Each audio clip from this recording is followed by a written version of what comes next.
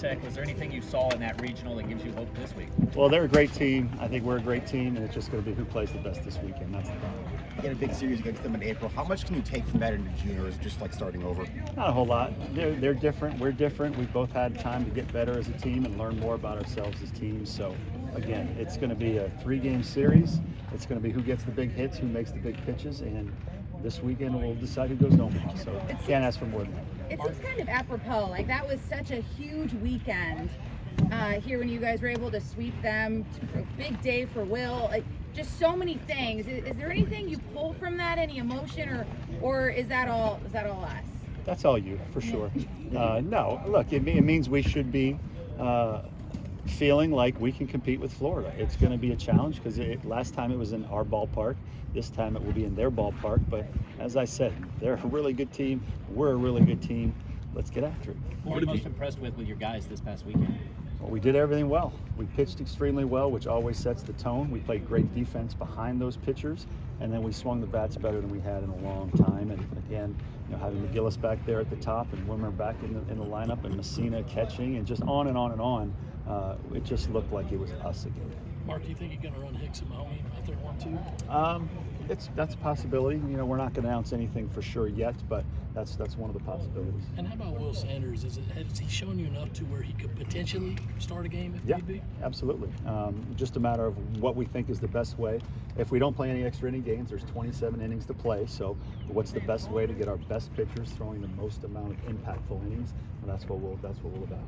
Mark, what was the mood and the energy like at practice last week, especially compared to last week, coming off the SEC tournament and getting yourselves right for this run? Yeah, last week was really good for us. It allowed us to have a combination of take a step back and recharge the batteries, but also get back to work and get back to the basics. And I think that's something that's really important. If you can go into a weekend fresh, but also having gotten back to what made you good in the first place, I think that's the best combination that you can ask for. That's exactly what happened last week. Mark, what's different about Florida? It seems like they're playing a really good ball down the stretch here. What have you seen from them over the 4 weeks since you guys haven't played? Well, again, they have 3 first-rounders in their weekend rotation. They have a potential first pick overall in Langford. Caglione will be a very high first-round pick as a hitter or a pitcher next year. They're just extremely talented. When you're in the state of Florida, like they are, and you're the only SEC team, you're going to get the best players in the state of Florida. And we know Florida is one of the top talent-producing states in the country. So they're always going to be very ultra-talented. What would getting to Omaha mean to you? A lot. Been there before, fortunately. I've been blessed to be there as a player and as an assistant coach twice. I'd love to go there with South Carolina. It'd mean a lot. Can these guys go toe-to-toe with anyone in Omaha? Oh, yeah. I mean, there's no question about it. But so can Florida, so can LSU, so can a lot. There's 16 teams playing. There's only 16 teams left playing, and any one of them can go to Omaha now and play well. And obviously, we're one of those teams. Mark, had 3 South Carolina teams hosting. You're the only one to advance. Does that hold any significance for you guys just kind of representing the state now? Well, I mean, again, we do this for our fans. We do this for our school. And our focus is on the Gamecocks. I mean, we're very happy that we're playing now. We're very happy that we have the opportunity to go to Omaha. Mark, specifically with James coming back this year after last year, didn't end well for him. What was his approach during the summer, and just how have you seen him evolve this year and do potentially number one guy? He's a guy that wanted to leave here, leaving some type of legacy. And he just didn't get to pitch much last year because of the injury. And he's come back this year, and he's left it because now people will remember his name because of the big outing in the SEC tournament, because he set the tone for us in a big home regional that we won. So his approach has just always been very workmanlike. He works extremely hard. He's very popular among his teammates because he does things the right way, and I'm glad that he's getting awarded for that. Did Will McGillis come through okay from this past weekend? I guess physically his first weekend really playing. Yeah. And then is there any chance that he could play in the field at all, or is he kind of a DH? Probably we're going to err on the side of conservative with him because throwing the ball is what seemed to aggravate him the first time when he tried to make a comeback. So we're just going to keep letting him do what he did this weekend. Over the course of the weekend, what is the most improvement you've seen? I'm sorry? And over the course of the whole season, what's the most improvement you've seen from the team? Well, I mean, again, we were as good as anybody for the first 40 games, and so then we had some adversity hit, and we had to handle that. So in terms of improvement, I would say just mentally, these kids have learned some good lessons over the course of the year.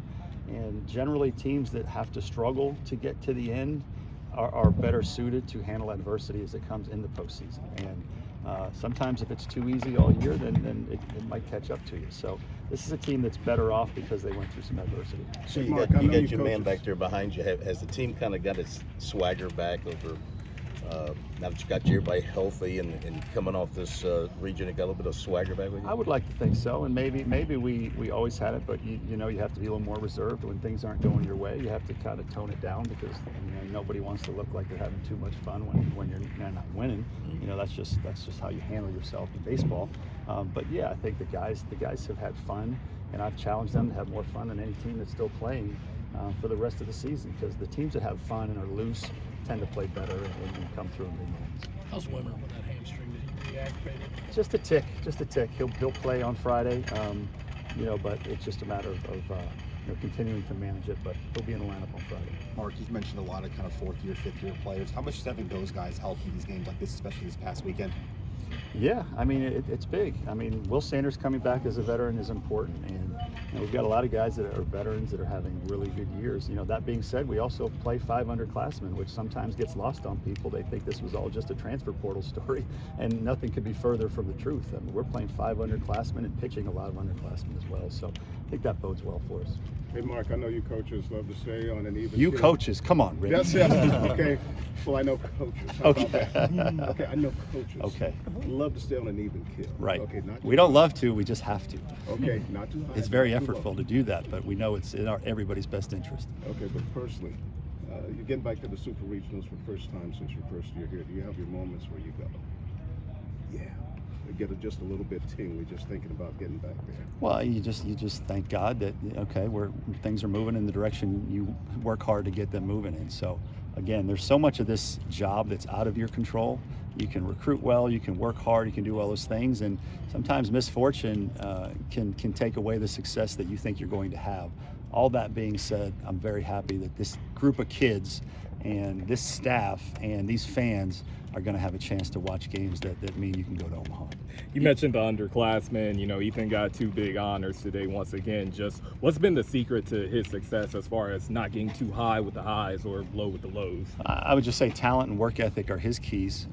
He's a very talented kid. He works very hard, and he does keep an even keel as well. He has no ego. He's just a kid that loves to play, loves to be out here competing, and that's his secret. Is just he's very talented. He works hard, and he's got great makeup. What's been the biggest difference with him, just adjustment-wise or mentally, over the last 3 or 4 weeks now that's allowed him to get back to what he was? Yeah, I think sometimes freshmen can hit that wall.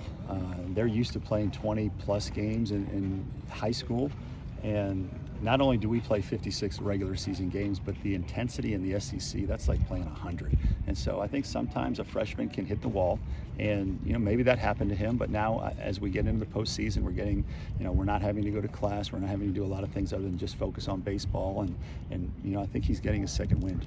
Do you know who you're going to start in game 1, or is that still to be determined? No, we'll call it TBD, Colin. The atmosphere has been such a big storyline for regionals. How can you, or how do you try to take the atmosphere of Founders Park and bring it to Gainesville?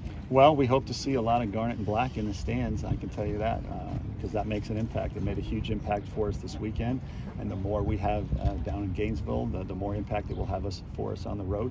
But we know there'll be more orange and blue there than garnet and black, but we just hope the garnet and black people that are there decide to be just as loud.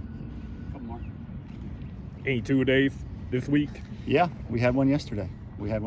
Again, it's not like a 2-a-day where they're walking off the field exhausted and going to get to the hot tub or the cold pool. But it was just it was a good basics. As I told him, sometimes this is a sport of consistency, and consistency is born out of routine. And if you find a good routine that works for you as a player or a team, you're foolish not to stick with it. Eli Jones kind of got lost in the shuffle, but he had 2 huge innings on Saturday. What did you kind of see from him, and where he maybe fit in this weekend? Yeah, I think in a very similar role that he was this past weekend. When you can move guys that are good enough to start to your bullpen, that makes you a better staff.